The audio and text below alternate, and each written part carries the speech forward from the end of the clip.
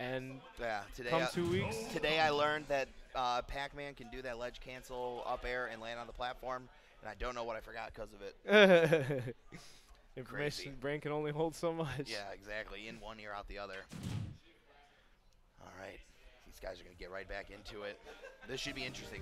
We've been talking about how this is a possible matchup unfamiliarity for Tigerboi. Can he do it? And I mean, Tigerboi seated higher than Nebula, and Tigerboi is a very strong player in his own right. Nebula drowned yesterday too, so maybe that could be taken some slight. Yeah, mentally. SRA took some sliding into the seating. Is what I'm under. Yeah, what I was told. Definitely. All right, so these guys are getting right into it on Smashville. Starterville it is. Second match of the day, Tigerboi versus Nebula. Let's get right into it. Pac-Man versus Toon Link. And this is going to be a grueling match. Even though Nebula, he's known to throw some flair in his steps here with Pac-Man. So let's see. I mean, in Michigan, we do not have any Toon Links on the level of Tigerboi, so this should be interesting.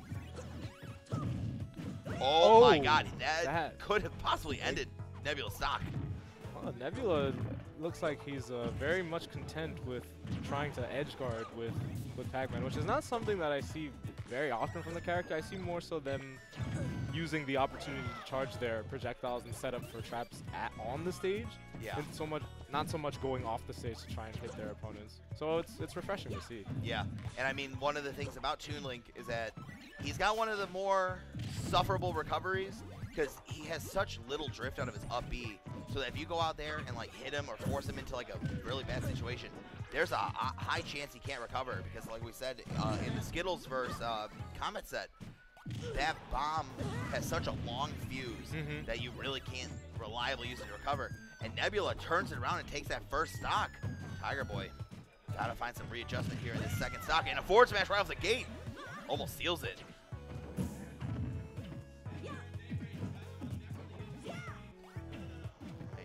Tigerboi having a bit of trouble closing out the stock, but he's not taking any %, so it's not. We're not in a terrible situation. No. I mean, Nebula, you can tell he's utilizing that hydrant is just a great way to just like force a weird wall and kind of like use it to just pin Tigerboi.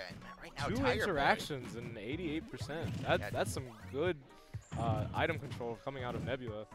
And Nebula put it in major work, almost at the point of lapping Tigerboi, and just one like, ooh, up air, not gonna seal the deal, but almost there.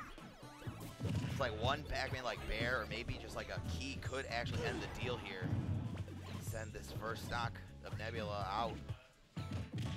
Whoa.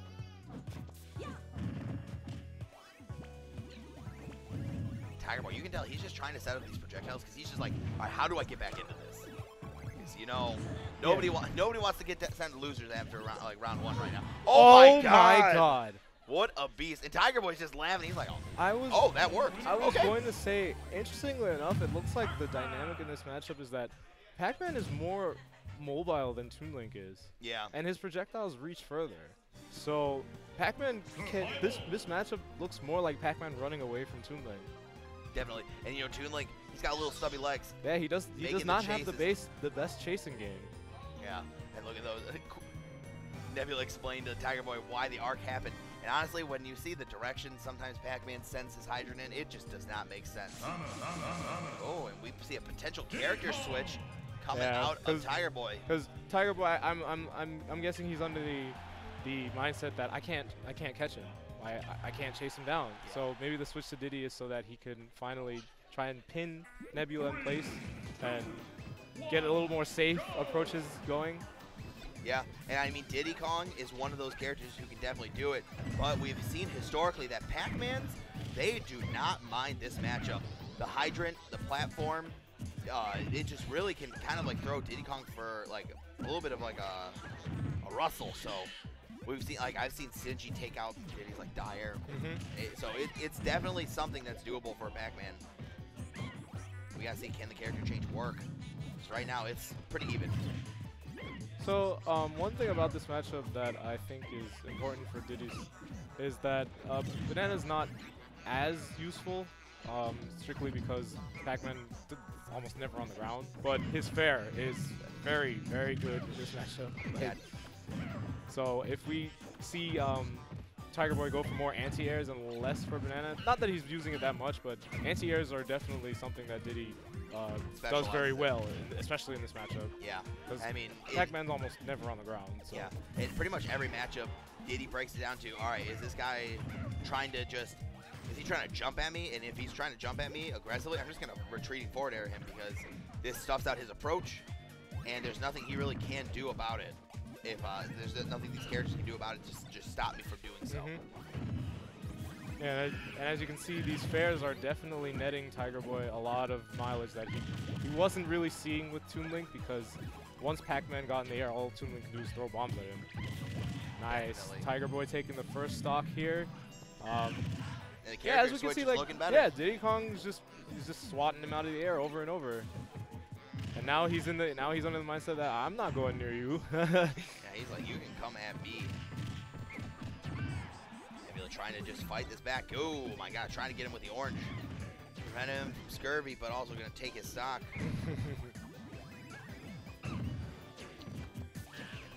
These aerials really netting Tigerboi the advantage state that he really needed in that first game that Toon Link couldn't provide.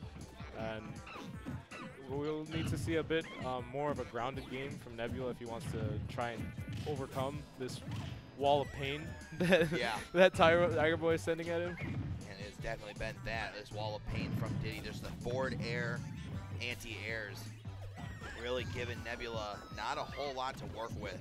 Something that we was finding a lot of success for in Game 1 is just now non-existent due to Diddy's. Going for the forward smash read on the spot dodge. And barely living that up throw up air from Diddy. But, you know, we've seen I would say, like, we've seen Nebula make some crazy comebacks before from a crazy deficit. Tigerboi was like, you KO'd me with a hydrant game to end game 1. I KO'd you with your hydrant to end game 2. Good stuff for Tigerboi taking that second game.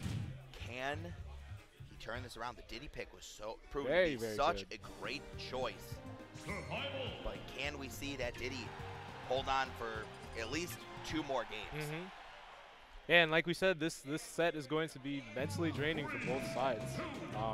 Both sides understand that chasing Pac-Man is not the best, or both sides understand that Pac-Man needs to run and I need to not chase when it comes to Tigerboi. Yeah. So it's definitely going to be a long set.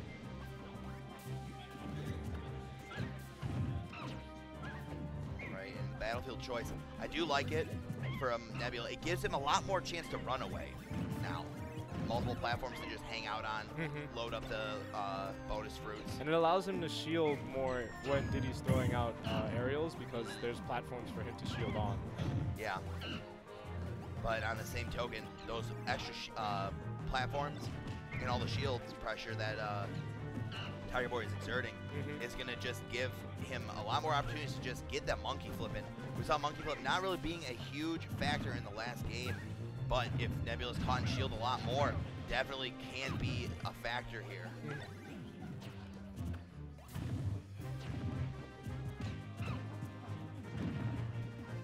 these guys are they're going right at it too.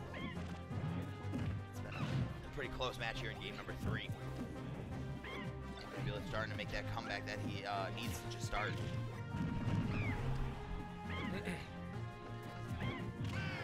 Nice nair out of shield. Steals the banana. Oh, forward smash! Forward smash call out. Catches the monkey flip. I'm pretty sure he was starting a monkey flip. Yeah, he jumped. He jumped up and tried to monkey flip back onto the stage.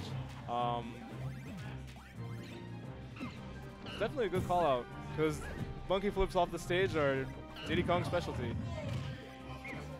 I thought he was gonna go out there with freaking side B. Yeah, I did not think he was gonna stop that onslaught. Dude, he was not even holding up. That was a solid 0 to 60 from Nebula.